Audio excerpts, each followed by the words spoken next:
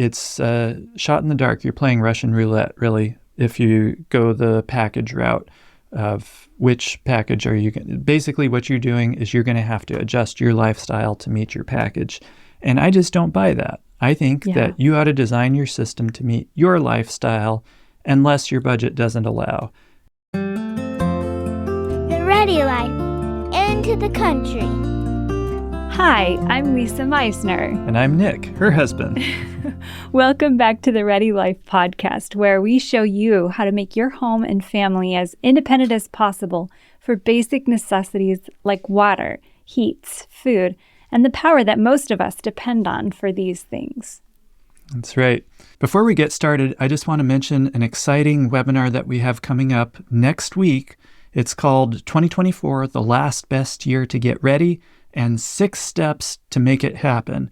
And it's going to be all about why we believe it's super important that we start putting into practice all these things that we've been talking about and make 2024 your year to become as independent as possible. We're going to dive into that in the webinar, give you 6 steps to make this happen for you in 2024. So be sure and click on the link in the description, and it'll take you to the registration page where you can register for this free webinar, and we'll look forward to seeing you there. You don't want to miss it. That's right. You know, I was thinking recently, as relating to our topic today of designing a solar power system, I was thinking about a couple of stories that I've encountered. Had a lot of stories, interesting stories to do with solar systems over the years, but just a couple of them. One was a fellow named Joe, and he was having some issues with his system, and they were having to hook up to the power grid every day or two to charge their batteries up. And he was like, this is not the way it should be. And I told him, well, you're exactly right. It should not be like that. And so we started digging in and trying to figure out what happened. And here's basically the long and the short of it. They wanted energy independence, but they were new to solar. And so they called up a retailer that they trusted, and the retailer, quote unquote, designed a system for them based on very limited details. And once the system was installed, they found that it just was not working as expected. Like I said, they were having to hook up to the grid every day or two to charge their batteries up. And they had a solar system and all of this. And so I helped them do a real system design based upon real numbers. And it turns out that they were using a ton of unnecessary power, and their solar system was way undersized. So they had 2 things going on. They were using a lot more power than they realized, and their power system just was simply not large enough to produce the amount of power that they needed. And so I was able to help them trim some of that power usage without compromising their lifestyle. There's often a lot of things that you can do to cut that power usage down without impacting your lifestyle. And they were able to do that. And they also did a little enlargement of their system and to get it to where it needed to be to do its job. So it was sized to actually meet their lifestyle instead of who knows what the retailer did. Right, which is what so often happens. And another family that I worked with, they actually bought somebody else's system. It was a barely used system. It had been used as a backup system, so it had hardly been used. And they just bought this system, the whole thing, and put it into their off-grid home. They had just bought this property, and it was off the grid, and they needed a power system for it. So they thought, well, if it worked for these folks, it should work for us. And then when I connected with them, they were having to run their generator like every day, something like that. Wow. And I was like, this is not the way it should be working. System. When a system is properly designed and operating properly, this should not be. And so anyhow, I checked it out and didn't notice any obvious issues with the components and stuff like that. And so started discussing their power usage, and it became evident to me that they were using far more power than their system was capable of producing due to a number of factors: the size of the solar array, the amount of shade on the solar panels, and also the amount of power being used, just coming from all sorts of angles, not enough power coming in and too much going out. And just when I walked them through, getting a meter and checking the power usage of their appliances, just the refrigerator alone was using 2.5 kilowatt hours a day. Oh, wow. Which is roughly 3 times what our refrigerator uses. Wow, yeah, and 2.5 kilowatt hours. We might be using a little more than that every day, but I remember not that long ago, that was what we used in an entire day for everything. Right. You're right. Our power usage has creeped up a bit. It creeps up over the years, it seems like. Yeah, we have a growing family. What can I say? They've gotten old enough where they know how to turn lights on and all that good stuff. More like plugging in electronics and appliances. Right. But, these stories, they just illustrate why it's essential to properly design your off-grid power system. There's just so many variables, and you're totally shooting in the dark without a system design. And chances are that you're going to end up with a system that's either too small and doesn't work right, or on the other hand, a system that is way oversized and fabulously expensive. Yeah, and then you call us and say, this system costs $60,000 and I can't afford it. And it's like, no, you can't. I can't afford a system like that either. Right. So here's a question. Most retailers offer to do a free system design for you. So why not just do that? Well, as you've already mentioned in the story of Joe and his family, that's exactly what they did. And they ended up with a system that was very poorly sized to meet their lifestyle and their needs. So the retailers, they're trying to sell you equipment, first off. And second of all, they're not going to want to go through all of the rigmarole that it takes to really get a properly sized system. I think that's the biggest issue. I know that there are some unethical retailers out there, but I think, as long the ones that I've had interaction with, I haven't gotten the idea that they're trying to take advantage of people. I think it's more a matter of time and the amount of margin that they have. And it's not hard to do a thorough system design. It just takes a little time and a little education. When you're working with a customer, it's not just a quick shake and bake thing.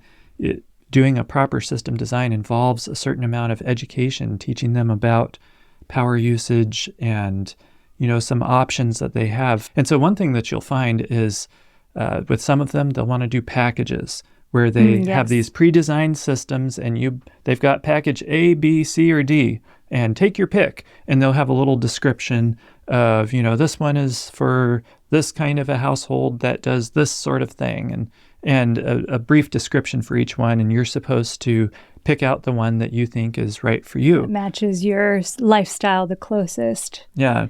Now, maybe I'm just too much of a numbers guy. I don't know, but that's just not very scientific. I mean, just reading somebody's 1 or 2 sentence description of a particular lifestyle and saying, yeah, that sounds like me. Just once again, going back to the refrigerator example, the description could say that this is for a house that has this and this and this and a refrigerator. Well, which refrigerator is it? Is it the one that uses 2.5 kilowatt hours a day, or the one that uses 3/4 of a kilowatt hour per day? Which one? Yeah. So it doesn't cut it. And it's a shot in the dark. You're playing Russian roulette, really, if you go the package route of which package are you going to... Basically, what you're doing is you're going to have to adjust your lifestyle to meet your package. And I just don't buy that. I think that you ought to design your system to meet your lifestyle unless your budget doesn't allow. And then if your budget doesn't allow, then you do the best you can with the budget you have. And yes, at that point in time, you are going to have to adjust your lifestyle. but at least it's for a good reason because you just didn't have enough money. You know? Yes. For so sure. that's one of the issues that you run into with retailers. And then another thing that we run into a lot with them is the quick and easy thing, the thing that seems like it's just the obvious no-brainer is when you're designing a system, just look at your power bill. In theory, that should work, shouldn't it? Unless you've got a 2.5 kilowatt hours sucking refrigerator. Well, and then even that, I could deal with, but the biggest concerns that I have about using your power bill are the big four. The big four. And if you've listened to podcasts before, you've heard us talk about the big four. We're talking about, what are they? Okay, let me see if I can remember them. Go for it. So the big four is going to be the electric water heater, the oven range, the dryer, and now I'm drawing a blank. Oh, no, the HVAC system. Yes, that. The heating coolers. Okay, you got it. But we're talking electric for each of these.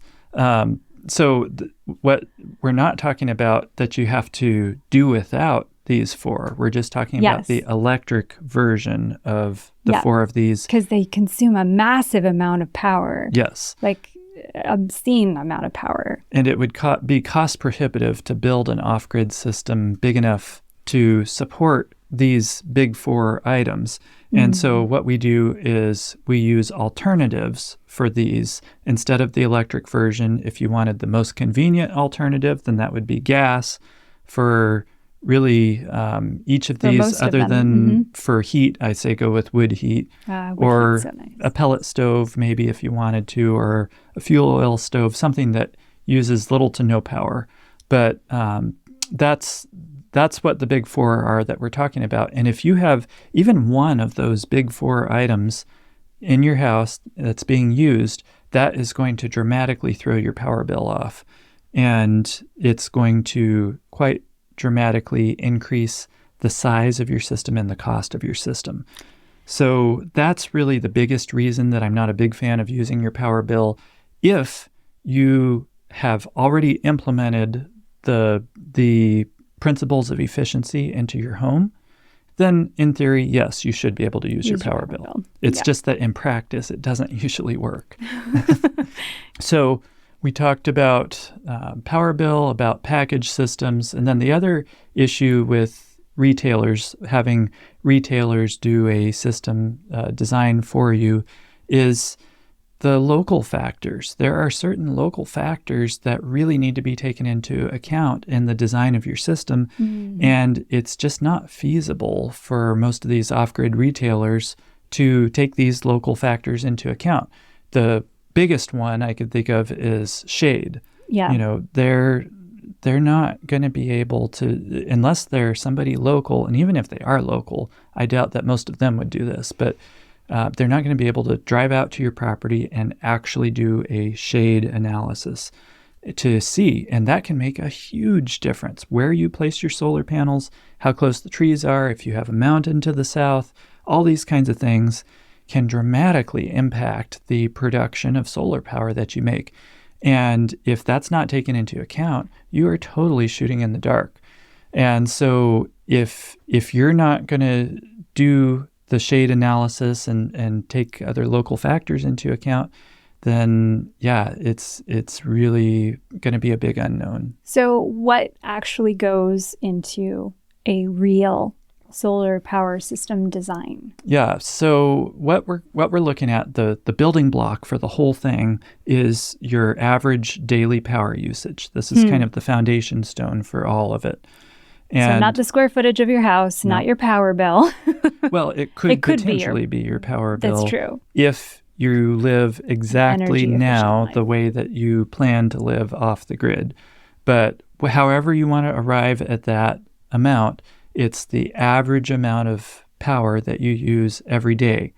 And I say average because, some days might be a little more than others, some days might be a little less. So we're looking for an average. I like to average over a week because some activities might be a weekly thing. For some people, especially if they don't have kids, might do laundry once or twice a week, Yes. And so laundry day is a day that you're often going to use more power than other days.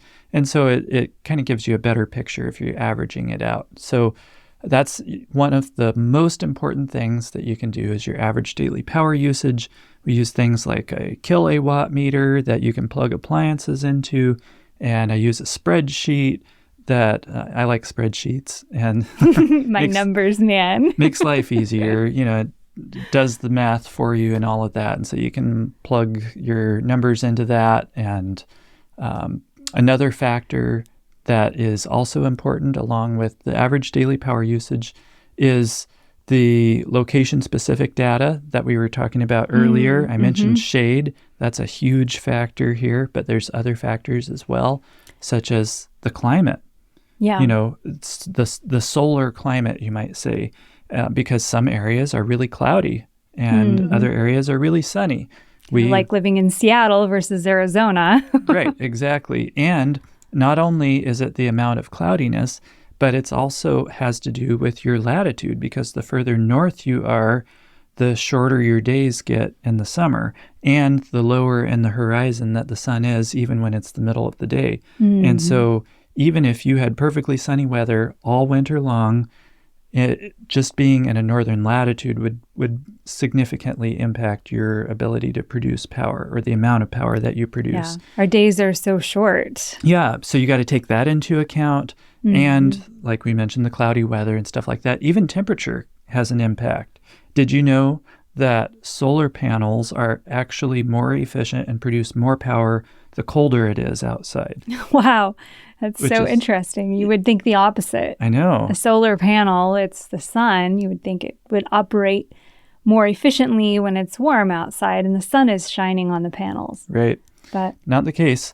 But so there's factors like this that need to be taken into account. And then another factor is what's the maximum amount of power that you would ever use simultaneously at one time. Yes. And what that is impacting is the size of inverter that you need, because it just means I could potentially be running this, and this at the same time. So I need an inverter that's large enough to be able to handle all of those loads at the same time. And, with all of this, we're just doing the best we can to estimate. This is not going to be precise, but we're going to get it as close as we can. And I think that if you do a good job, I've found that it's plenty close enough. You just do the best you can, be as scientific as you can. And so for us, that would be like laundry day, wouldn't it? That's when we're using the most power. We're using the washing machine. The washing machine is turning on the water pump. The dryer's running. Those are often days when I'm cleaning the house up. So I'm running the vacuum potentially. Of course, we have kids. They've got CD players playing and lights and fans and whatnot else. So all of that power being used all at one time, we would want to factor up that. So we would make sure to size the inverter large enough so I wouldn't have to worry about that. Right. So I know we've talked about a number of factors, and it might sound a little bit complex at first, but it's actually not that complicated as long as you have a step-by-step guide to walk you through it. And it is not that bad. And it does seem really complicated and technical, but I'm here to say that I've actually designed a number of solar power systems by myself. Well, okay, I might have asked him a question or two. But the fact is that even someone who's not as technical as myself, not as numbers savvy, when you have the right tools and the right guide, then you can do it very easily, even a little housewife like myself. Right. And here's the thing. It can be really helpful to do this ahead of time, even before you're actually ready to shell out the money and buy your solar system, just so that you know what to expect. Yes. And it can also inform your decisions about appliances when your refrigerator or your washing machine breaks down and you decide maybe you need to get a new one. It can help to inform these kind of decisions. And then one of the things that I really enjoy doing is playing with the numbers to see, okay, this was a little more than I was planning on spending. This was more than I'm hoping to spend. So what would happen if I got rid of this. 2 of the 3 freezers that we have. Yeah. Or whatever. Or if I, so maybe I've got this massive refrigerator that's using 2.5 kilowatt hours. What if I sold that and bought a new fridge? And yes, I'm going to have to shell out some extra money for the new fridge because that one that I sold was several years old and I didn't get much money out of it. So I'm going to have to put some extra money into it. Let's see if it's worth it. So you plug those numbers in and see, oh, so this means I would save this much on my batteries and on my solar. Wow, this would really be worth it. Or maybe you find that, no, it's not worth it. So these are the kind of games that you can play, and it's kind of cool because you go ahead and do that ahead of time before you're under a crunch where you got to do it right now. And it's something that you can be working on even now. So I encourage everybody to do it. And this is one of the many things that you're going to get in the Ready Life Academy, which we are super, super excited about. It's launching for the first time ever next week. And one of our first accelerators, we're calling them accelerators. Because we want to accelerate you to your dreams and your goals. And we want to walk with you side by side to see that become a reality. Right. You. And so one of the first accelerators in early 2024 is going to be walking you through designing your very own solar power system. And we'll all go through it together. Whoever wants to, we'll be walking through the steps with you. And it's a scheduled process where we've got a little bit of work each week, very manageable, even for busy people, but a little bit of work, and we walk through the steps, and it's just a step-by-step process. And by the end, you'll have your very own custom-designed solar power system. And then, when you call to purchase your equipment from a retailer, you'll already know what size of solar and batteries that you're going to need based upon your unique circumstances. And, even once you cut your system costs, if you're like us, you may just not have the money for it sitting around because it is a bit of an investment into a solar system. I think when we rebuilt ours, I think we had somewhere in the neighborhood of about $15,000 into it. We've done another podcast on the cost of solar systems and all of that. But we didn't just have, sometimes in our lives, we don't just have $15,000 sitting around, certainly not allocated to a power system. And so if that's the situation you find yourself in, some of these things that you'd like to do, such as solar power or maybe putting a hand pump on your well or this or that, they cost money. And if you don't have that money just sitting around all the time, another thing that we're going to go through in the Ready Life Academy is how to be planning in advance for these things and coming up with extra money and making it happen. We're going to share with you the way that we did it, how when the time in our life when we were making the least amount of money that I think we'd ever made in our married life was the time when we were able to save up for and rebuild our solar system. Yeah, we did a power system and we paid off our property during that time. At least part of that time. Most of it, yeah. I think there were a couple of years after when I got a remote employment for that spell of time. That's true. That's true. That was the last couple of years. But most of those years we were paying off our house too early. And so we're going to share with you just our experience of how we were able to do that. And we hope that it's really encouraging to you because we've had to do this on a really tight budget. I think we shared with you, wasn't it, in the last episode where we shared about our rice and beans experience? Right. That's right. And so we've been there. We know what it's like, and we're going to try and help you through this each step of the way. And I really think that that's the key is step by step. My dad had a little saying, inch by inch, anything's a cinch. And that's so true. Yes. Yep. Well, we're really excited. We can hardly wait. Keep your ear to the track. We're almost to the finish line, and we'll be telling you more about the Ready Life Academy very, very soon. That's right. And we want to tell you about a webinar that we've got coming up next week, and it's called 2024, The Last Best Year to Get Ready. and it's going to cover the 6 steps to make it happen. I don't know if you've had a similar experience, but we've been hearing from lots of folks, and even to a certain extent, ourselves included, feel like another year has slipped by and there was so much that we wanted to get done to be more prepared. And we don't want to let another year slip by. And things are, I don't know if you've been keeping track of what's going on. I know we've all seen a lot of things happen over the years. And so I'm not trying to say like this is anything that's completely new, but there's just a number of factors that have really led us to the conclusion that 2024 really has to be the year that we all make this happen, that we go forward. It's time. The time has come to stop just learning. You know, we've all done a lot of talking and a lot of learning over the years. We've talked with a lot of you, and it's been awesome. We've enjoyed it thoroughly, and we're big advocates of learning ahead of time and getting all the knowledge that you can. But there comes a point in time at which you have to start doing, and the rubber's meeting the road. The time has come, and we need to do everything we can within our power. I realize that we all have limitations, and so the point is to do the best you can with what you've got. And that's what we're going to be looking at in this webinar next week.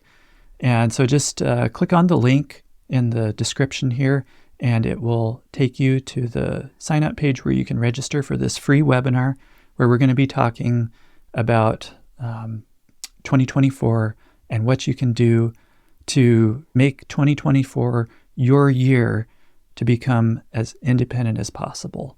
That's right. Well, I am so excited, and we'll be introducing the Ready Life Academy also and telling you more about it. So you don't want to miss that. Please sign up. That's right. Got a lot going on next week. So we'll look forward to seeing you then, and hope you have a good rest of your week. Bye.